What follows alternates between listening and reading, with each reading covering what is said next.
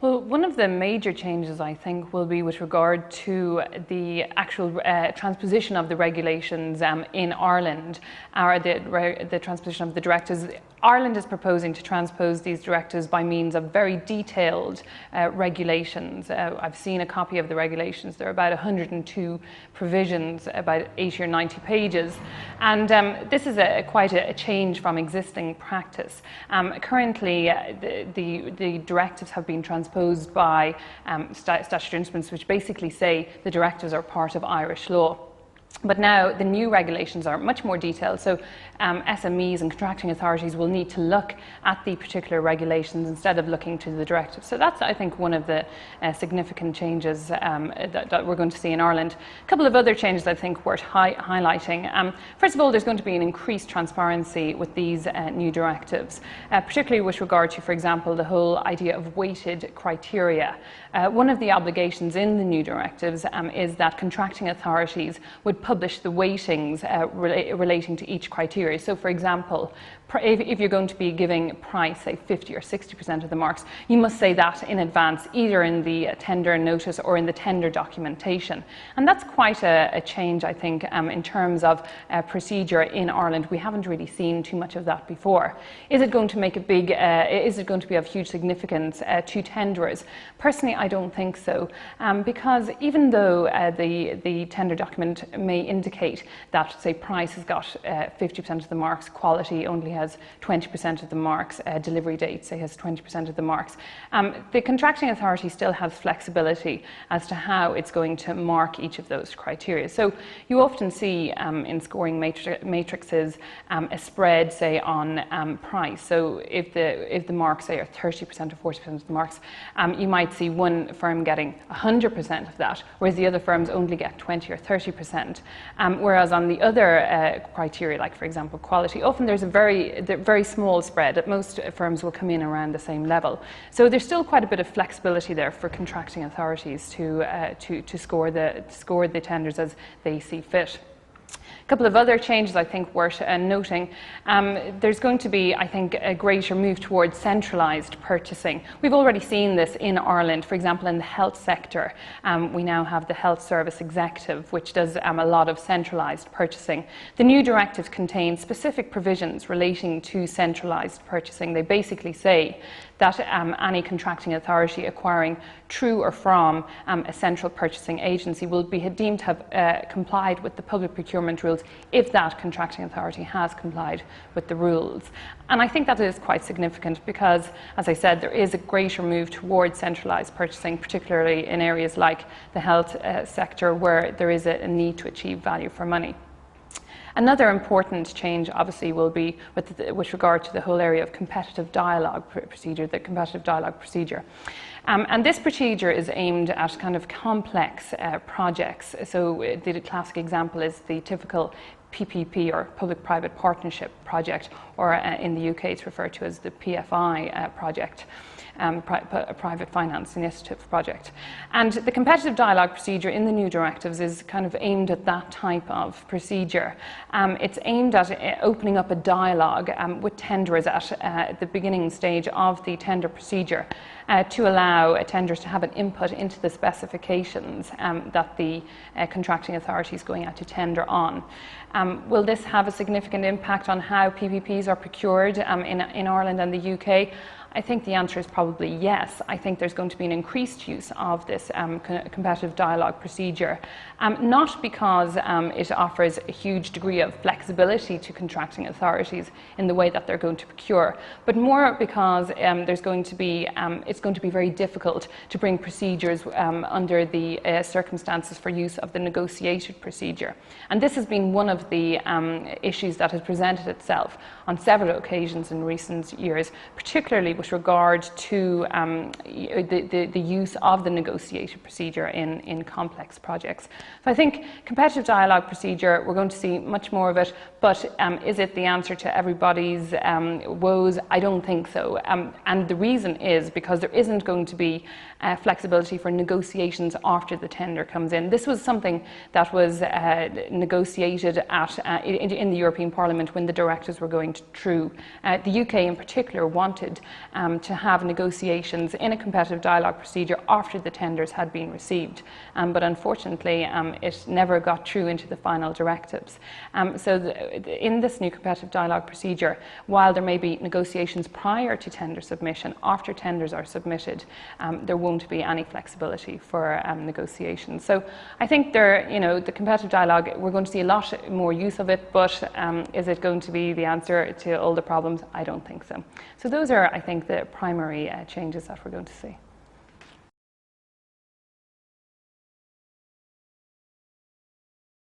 In my opinion, the Green Book and the guidelines are more a set of binding rules. I say this even though they are not considered to be legally binding, but they do have consequences for a contracting authority who fails to comply with the guidelines. For example, if a contracting authority fails to comply with the guidelines, the Auditor and Controller General may initiate an investigation into the actual procurement procedure. Under the 2001 Code of Conduct for the Governance of State Bodies, there is an obligation in there for each contracting authority at the end of every budgetary year to send a letter to their relevant minister confirming that they have complied with the Irish guidelines and with EU public procurement rules where they're applicable. If the contracting authority fails to send this letter to the minister, obviously there will be issues raised from their budget perspective, but also they may be called before an Oireachtas subcommittee to give information with regard to why they haven't followed the procurement rules.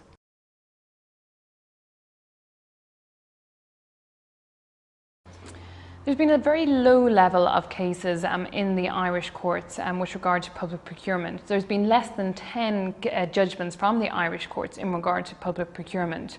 I think the reason for this is really time and cost factors, but also there is a very high standard of proof required in order to show that a contracting authority has acted in contravention of the public procurement directives. In Ireland, we've had a case, the SIAC case, which basically said that in order for a tenderer to show that a contracting authority has acted in contravention of the rules, they would need to show a manifest error on the face of the record to establish that the breach has occurred. This is a very high standard of proof, and I think is one of the reasons why there have been a very low level of cases in the Irish courts. The European Commission has just recently completed a consultation on a review of the Remedies Directive. As we know, there's recently been changes to the Public Sector and Utilities directives which are currently being transposed into national law. But there is now a review of the Remedies directives going on at European level. And one of the calls by the Commission in that consultation is for a national public procurement body in each member state. This national public procurement body would deal with disputes outside of the courts and would be possibly equivalent to a body such as the Competition Authority in Ireland. And I think that a public procurement body would be a very useful entity to have, both from a purchaser's perspective and from a supplier's perspective. And I say this for a number of reasons. First of all, there's the time and the cost factors. I think it's important, it would be useful for both the purchaser and the supplier not to have to spend so much time and cost in the courts in order to either defend or prosecute or to litigate the procurement procedure. Second of all, the Public Procurement Authority would be able to establish a set of guidelines or decisions, or there would be guidance maybe emanating from their decisions with regard to how contracting authorities have conducted their procurement procedures and whether they are in compliance with the public procurement rules. So I think that this is an area we're going to see some reform in. I think that we are going to see public procurement, national public procurement authorities in member states in the coming years, and I actually do think that this is a welcome development, both from a purchaser's and a supplier's perspective.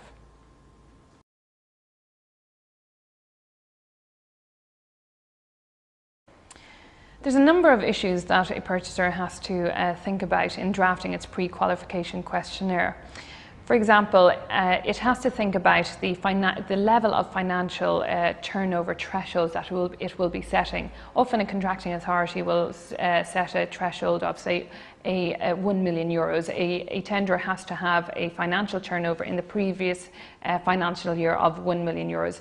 A lot of SMEs mightn't meet those thresholds, and it can exclude quite a number of tenderers from the process. So the contracting authority has to think about the level at which it wants to pitch its financial and technical criteria at. With regard to developing scoring matrices, there has been a case from the European Court of Justice with regard to developing scoring matrices for pre-qualification procedures. In the Universal-Bau case, the contracting authority had developed a scoring matrix for a pre-qualification questionnaire in advance of publishing the contract notice in the official journal. It had then deposited this scoring matrix with a notary and hadn't circulated the scoring matrix to tenderers. The case came before the Court of Justice, and the court held that the contracting authority should actually have submitted this scoring matrix to all tenderers in advance. This would have increased the transparency in the process. Tenderers would have known what the weightings were for the pre-qualification questionnaires and for the pre-qualification questionnaire, and therefore probably would have been better able to answer the pre-qualification questionnaire. So I think scoring matrices often are one of the issues that arise for contracting authorities in developing a pre-qualification questionnaire.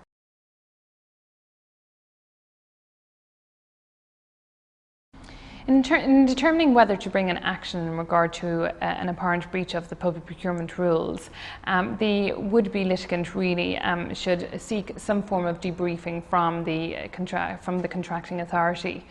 Contracting authorities are obliged to give suppliers and SMEs reasons as to why they haven't been successful in the tender procedure. However, contracting authorities often give very scant reasons as to why they've been unsuccessful, and suppliers often use the Freedom of Information Act in order to obtain this information. In deciding whether or not to bring a lawyer to a debriefing meeting with the contracting authority, really the question is, how serious is the alleged breach? If there is a very serious breach of the public procurement rules, I would advise bringing a lawyer to that meeting. If there's only a likelihood that there is maybe a small breach of the rules, generally it wouldn't be advisable to bring a lawyer, because it can maybe bring the wrong tone to the meeting and the contracting authority mightn't be so forthcoming with the information. So I think every supplier or every purchaser or every supplier should be seeking information as to why they haven't been successful in their tender process, and it's only when they have that information should they be considering litigation.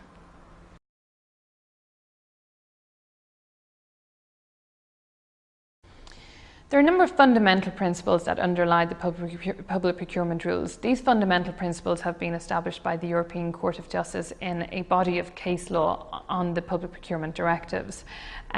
In regard to the principle of equality of treatment, which is one of these fundamental principles which underlies the public procurement rules, there is an obligation on the contracting authority to treat all tenderers equally. For example, in practice, this means that if a contracting authority responds to a particular tender with regard to, for example, a clarification on a tender document, it should be sending that clarification to all tenderers. Often contracting authorities will require that any clarifications with regard to tender documentation be made in writing, and any responses therefore are circulated to all tenderers in writing. This ensures that the principle of equality of treatment is complied with. With regard to the principle of transparency, this has been the subject of a number of cases at the European Court of Justice. In the Tele Austria case, the European Court of Justice held that the principle of transparency meant, at the very least, publishing an advertisement sufficient to ensure genuine competition, so as to open up competition in the services market. Now, the question is whether or not the principle of transparency actually goes beyond that and requires the contracting authority to act in a transparent manner. In the new public procurement directives, Article 2 of the public sector directives states that there is an obligation on contracting authorities to act in a transparent manner. So it's arguable that actually this principle of transparency is wider than an obligation to publish an advertisement notice in, for example, the official journal or in the national media. With regard to the principle of proportionality, this basically means that contracting authorities can't set evaluation criteria or pre-qualification criteria which are disproportionate. So, for example, if a contracting authority is building a small road, they can't set a financial turnover threshold of, say, 20 million euros or 30 million euros, when that financial threshold absolutely has nothing to do with the subject nature of the contract. So proportionality often really relates to the level at which financial and technical criteria are pitched at.